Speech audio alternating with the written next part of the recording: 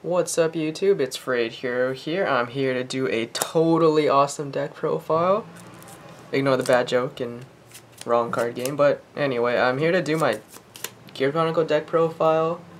I guess as a note, deck is always subject to change because with Gears, every deck is basically different. I feel like there's no correct way of completely building this deck because there's so many ways to play it.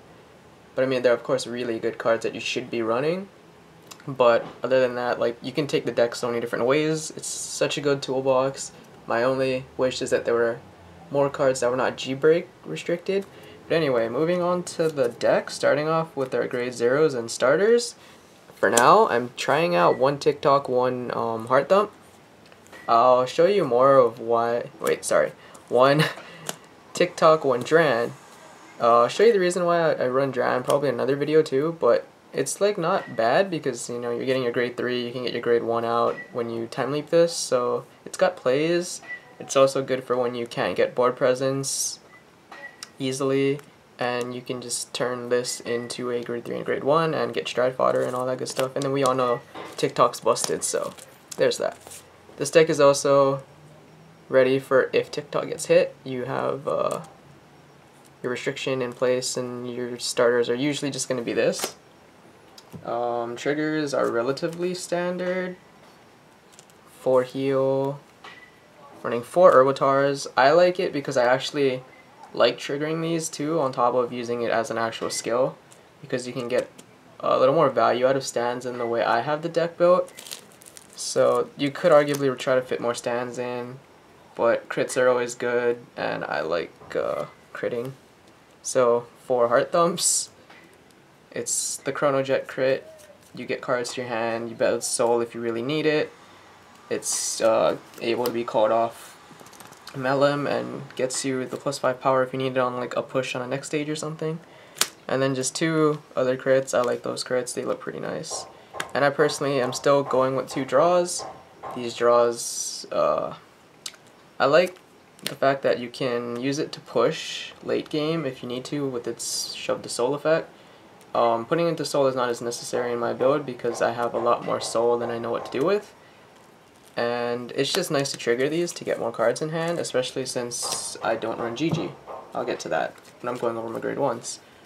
So for my grade 1s, running 4 Arlim, I'm considering maybe trying out the other perfect guard, the time leap one, just so I can get more utility in guarding and stuff, because sometimes you just don't see perfect guards, but with this deck you can time leap out a perfect guard and, you know, do stuff like that. But for now, I like the countercharging. It's really hard to countercharge in Chronojet unless you're constantly spinning stuff back, but since we run Chronojet G, there's a lot less spinning that happens, or whatever you want to call it. Continuing on, we have 4 Melem. She is amazing. 4 is insurance in case you ride or damage it, so you always have a target, or almost always have a target, and you do try to have this on your first stride turn. It is amazing. It gets you pluses, it gets you pressure. Just a really, really good card. I'm running 3 stride fodder right now, even though, you know, this deck is very stride reliant. I feel like 3 is not bad. It's not 4, and considering I only run 7 grade 3s, it could be a problem, but also, you know, Dran kind of helps with that issue sometimes. And these can surcharge your Chronojet G, or regular Chronojets, so that's kind of nice, especially if you end up with the wrong grade 3, depending on your matchup, since what you ride into is usually depending on your matchup or what you're feeling. And lastly, my grade 1s, rounding them off, is Triple Causality Dragon. This card, the reason why I'm running 3 of this is because in the deck I'm currently running, I'm playing to what Gear Chronicle are really good at right now, which is multi-attacking and hitting numbers for aggressive plays. This card, if you don't know what it does, it's basically a G-Break 1 if you have a Chronicle Vanguard. When it's placed on rearguard circle, choose a unit and give it the ability to time leap on hit and get plus 2000 power, so it can make your 9Ks into 11Ks. It can make your Vanguard have on hit pressure like Metallica Phoenix, and it just extends plays, and if not, it just makes you hit numbers. There's gonna be another video I'm gonna make showing you some things you can do with this card. I'm not sure if it'll be before or after. You guys will know when I upload the video if it's going to be before or after. But anyway, this card does, yeah, make plays much more aggressive, which is what I like, which is why, you know, there's no GGs, so there's no drawing. Well, there's drawing with, you know, the Erwitar stuff in History Maker, but outside of that, it's not as free, the draws, because I'm just trying to kill my opponent as fast as possible because I don't want the game to drag on, which you'll see in my G zone too. So moving on to grade 2s. For History Makers, because it's an amazing card, it gets you combos, multi-attacks, and is probably one of the best grade 2s in Gears at the moment. Continuing, running triple History Maker, might bump this back up to 4, I'm not sure, we'll see, because I'm trying out like some newer cards. But this card can get you your Causality Dragon. It's part of a combo that can show really, or can just do some nutty things, assuming you hit or even don't hit. But yeah, I'll show that to you guys in that video I mentioned earlier. And it swings for 13, is pretty solid, and can also combo with TikTok. And yeah, it can even get you a Melon if you want for like a future turn if you're not playing against like control. So yeah, History Maker, I mean, upstream, very versatile, good card. Would probably consider bumping it up to 4, but we'll see. So I'm running 2 Drain Valves because, as you can see, I don't run units at Soul Blast, which can be a problem if I want to keep using my starters. So this is a card that I can bring out to Soul Blast and get those cards to me. It also helps for hitting numbers as well. Same reasoning with Causality, but it doesn't have the additional on hit.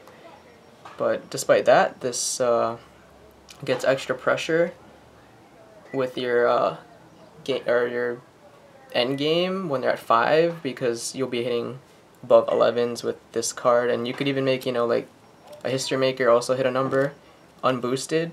So that's why I'm liking this card so far. And to round it off, I'm running 2 Delayed Blazer Dragons. I see this kind of popular in Japan for some reason. It's very situational. You're gonna have to like set yourself up to even want to time leap into a 3, unless you use like Square 1 or the new grade 3. What is her name? I don't know what her name is. It's right here. This girl, because she's treated as a grade 1 or can be, or something along those lines. When this unit is placed on rear guard, this unit may get grade -2. Yeah, so she's basically a grade 1 if you want her to be. And she also hits for 14 by herself, so that's like a suggested grade 3. But anyway. Yeah, so it also hits for 11 by itself. The time leaping into a 3, like I said, is situational. It's like decent for when your attack extending. Like you can, if you don't have counterblasts and you manage to time leap in the battle phase into this, and like you time leap your History Maker or something on the other side. So that's always an option. I think it's alright. I might just cut it. You know, like for the standard Calibum. This if you really care about the Link Joker matchup, but I play the deck so aggressively, and my G zone kind of doesn't care too much because it's just aggro, and unless they have all the perfect guards and stuff, then they're still going to be having a rough time. Or like I said, you can run the upstream at 4 to finish out the grade 2s, or even just another Drain Valve or whatever. There's a lot of options. Your Chronicle have way too many interesting, unique tech cards. But anyway, grade 3s. For Chronojet G, I think this is the better choice right now because his on-stride is amazing. It turns your Erwitars, either from hand or already on field, into either Melem or Causality, which is amazing because you can do it as soon as you stride, so you can just start getting set up. You can also turn your grade 1s, like your dead Causality Dragon that may still be on your board, into like an upstream or History Maker. There's like a lot of cool things you can do. Even turning your grade 2s into like a Square 1 or that other female, that, what's her name? Steam Maiden Emi, there you go. That's always an option. And then he swings for pretty good numbers. Like if you do the basic Gear Groovy second stride, then you're going to be swinging for, I believe it's 26 unboosted. So you're still hitting for a good number. I mean, it doesn't have the guard restrict, but the big power can also be a factor in what they can guard. If they have all the perfect guards, then, you know, you're in a bad spot. And you would have wished you were on the OG Chronojet, but, you know, game state, whatever, can all be different. So, yeah, continuing, I run 2 of the OG Chronojets. We'll see how this plays out. It's not something I actually want to be riding into, for the most part. Like, I see its uses against certain matchups that you really want to control their board. Like, for example, maybe the Chaos Breaker matchup. You want to hit their Limit Breaker mover to make them not get the draws and stuff. Or maybe like Tachikaze, you know, there's some units you just really want to get off the board because they're recurring, you know, like stuff like that. But outside of that, I really think that you get way more utility pluses and everything off of G more. At least with how my deck is. So that's why I run it like that, and I run the 1 square 1 because it can turn itself into grade 0. It's another way to Soul Blast, and it is an 11k, which is kind of cool if you somehow end up really having to ride this. At least you're not a 10k base. It does get you more plays, like you can time leap this into a Melon, you can time leap into this, you know, to make it a 0 and then continue from there, and it's got a lot of utility. I still don't get why its name is Square 1 Dragon when, you know, it becomes a grade 0, but whatever. That's all on Bushy Road. Alright, G-Zone. This is becoming quite a long deck profile, I apologize, but lots to explain. So, because we're playing a G deck, Sabreeze, especially since this deck, even if you burn your Counterblast on Sabreeze, if you still have like Melum and stuff, you can still go off for upstream, which is really cool. And you only need 1 more Counterblast to really start going off like History Maker or whatever, so yeah, it's a good card you can afford to run. And then Metallica Phoenix, because it is amazing. You're running Chronojets, it's almost always live. We all know this is probably one of the best first strides that Gears have, especially since it enables GB2 quickly, because there are cards you might want to use that require GB2. You can flip anything, you can flip over your Revolutions, whatever, I mean your Chronos commands and stuff, so it gets to the flip of anything you want to set up with your other G-Zone strides. So yeah, really good card. And then I'm personally running the double Ragnarok to combo, so you know, first stride, Metallica Phoenix, flip Ragnarok. Just that basic combo, that's why it's in there. Like I said, I'm playing this deck very aggressively, so this is going to make your Gear Groovy swing with an extra crit and guard manipulate to force guard out of their hand, which they could have been using for your other attacks later, or, you know, just crippling the amount of cards in their hand so you can kill them quicker and also slow down their combo pieces depending on the deck they're playing. So continuing, we have double Gear Groovy. I don't think we'll ever see the game state take us to the point where we necessarily need 4. It's also really clunky, and using 4 you kind of lose out on some tech room, and it's just a bit too much dedication since not all matchups will pan the way you want it to, so I don't know. 4 just seems a little out of place. Also, with Gear Groovy, you second stride it, then you can flip your next stage off of his skill, and then his other skill to target these 2, and then you can immediately do that on your second stride, and by the time you do that, you should have like 6 face up or something like that. Because you have, at the end of it, you're going to have these 2, you're going to have 7, sorry. Yeah, you'll have 7 flipped, which is a plus 15 to your Chronojet G. So then, yeah, we round out with 4 next stages. Some people, run 3 just for the Gear Groovy, and then you have more room for other stuff like Chronos Command or Fate Rider, just other tech cards, or even like Epoch Maker or whatever. You know, just more cards can combo off Groovy. And the way I see it is, since you're almost always gonna just be following that basic stride pattern of Metallica Phoenix, flip Ragnarok, Gear Groovy, so then that'll take out basically 2 of your next stages on that play, and then you can just try next stage again. I mean, you could arguably just fit in 2 more gear groovies, but then you're not going to have the Ragnar clock effect anyways, so it's not that much of an issue or big deal to just run 4 since this is good enough. And you should probably be killing them by that point.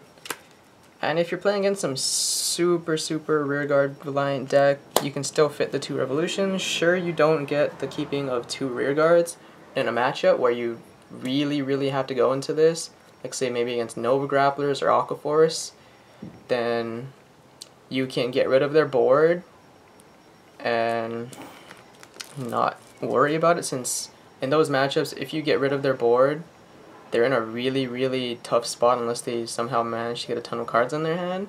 But with all your multi-attacking and stuff, they should either be at high damage or they're just going to have low cards in hand from all the guarding. So you're just going to put them in an even worse spot, and then you can finish them off with like the Gear Groovy or the next stage.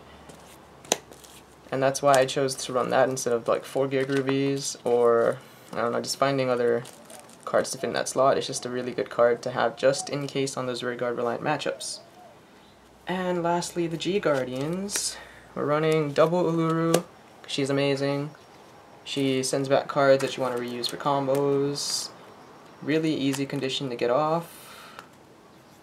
Really solid card. For situational G Guardians, we have 1 Rafana. She has higher shield value. She can also turn your dead, maybe like causality on your board, into a starter or a stand trigger, which you can then use Chronojet G on stride to turn that into either the causality you just sent back or into MLM, which is really cool. So that's why that's there. And 1 hetero round.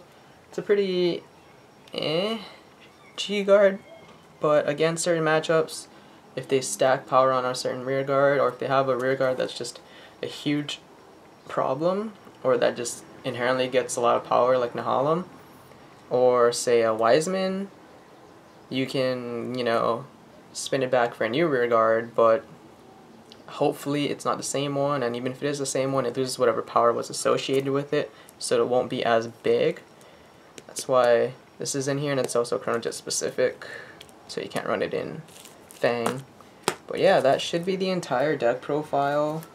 You know, there's a lot of cards you can try running, like you can still run Tick Away, you can run Mesh Kia, you know, there's still GG, the other copy of TikTok, 4th Stride Fighter. There's just so many things you can do and put into the deck, but for the purpose of aggro, this is why I made the deck this way, and this is like an 18-minute video. I apologize, but thank you guys for watching. If you guys have any questions, comments, concerns, let me know down below, and I'll see you guys later.